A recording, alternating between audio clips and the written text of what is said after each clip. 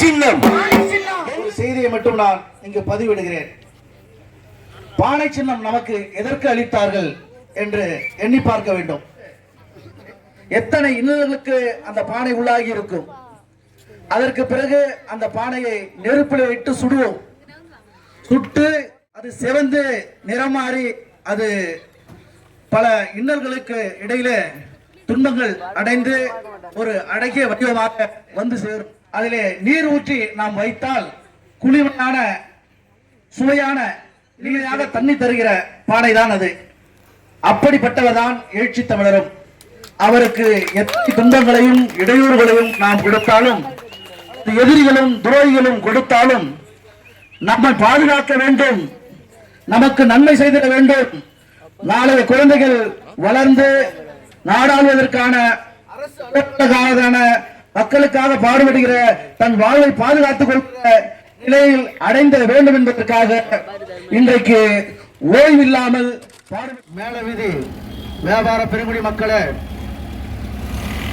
சிறு வியாபாரிகளையும் நடுத்தர வியாபாரிகளையும் நசுக்குகிற அம்பானி அதானிக்கு துணை போகின்ற மோடி அவர்களை ஆட்சி அதிகாரத்திலிருந்து வெளியேற்றிட இந்திய கூட்டணி வேட்பாளர் விடுதலை சிறுத்தைகளின் தலைவர் அண்ணன் எழுச்சி தமிழர் அவர்களுக்கு உங்களின் பொன்னான முத்தான வாக்குகளை பானை சின்னத்திலே முத்திரையிட வேண்டுமா அன்போடு கேட்டுக்கொள்கிறோம்.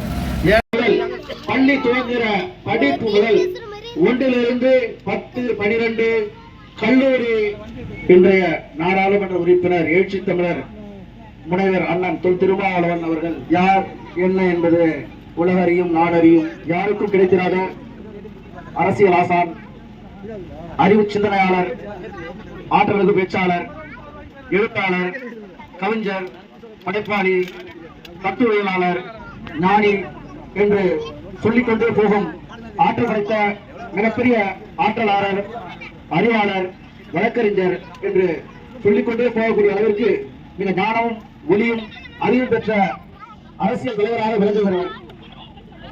இந்த உலகத்தில் இன்றைய சூழலில் இது போன்ற ஒரு தலைவர், இவருக்கு ஈடுமை யாரும் இல்லை என்ற சிதம்பரம் நாடாளுமன்ற தொகுதிக்கு உட்பட்ட அன்பு தாய்மார்களே, பெரியோர்களே, ஊர் பொதுமக்களே,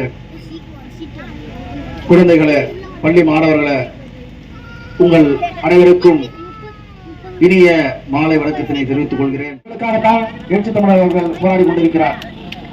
நாளை இளைஞர்களுக்காக, நாளை நாடாள போகிற அரசு அலுவலர்களாக, அரசு அதிகாரிகளாக அல்லது நாட்டை பாதுகாக்கின்ற குழந்தைகளாக இருக்கிற உங்களுக்காக எழுச்சி தமிழர் என்ன சொல்கிறார் என்றால், 1ஆம் வகுப்பு முதல் பள்ளி துவங்குகிற படிப்பு முதல் 1 to 10, 12 கல்லூரி, அதை தாண்டி PhD டாக்டரேட் என்று சொல்லுகிற அனைத்து படிப்பையும் இலவசமாக வழங்க வேண்டும் என்று எழுச்சி தமிழர் சொல்கிறார்.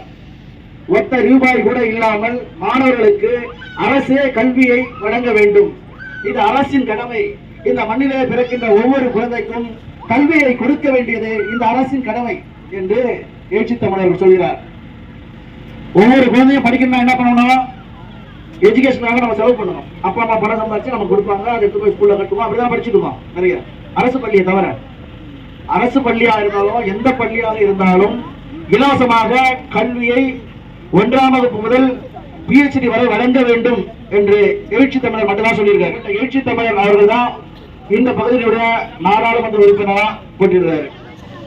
அரசு ஊழியர் ஐக்கிய பேரவையில் இருந்து கொண்டு அவர்கள் 100 ஆண்டுகளுக்கு முன்பு எப்படி இருந்ததோ அந்த நிலையை உருவாக்க வேண்டும் என்கின்ற மாற்றத்தை உருவாக்க முயற்சித்துக் கொண்டிருக்கிறார்கள்.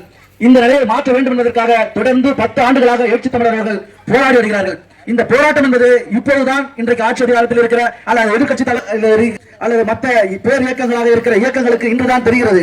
ஆனால் எழுச்சி தமிழர் அவர்கள் அன்றே இதை 10 ஆண்டுகளுக்கு முன்பு மோடி வந்துவிட்டார், என்ன செய்ய போகிறார் என்று தெரியவில்லை, நாட்டை அடித்து குட்டி சேராக்கி விடுவார், நாசமாக்கி விடுவார், இந்த நிலை மாறிவிடும், நாம் சுதந்திரமாக வாழ முடியாது என்று பல ஆண்டுகளாகவே எழுச்சி தமிழர் அவர்கள் வலியுறுத்தி வருகிறார். எதுவுமே இல்லை, எதுவுமே இல்லை தலைவருக்கு.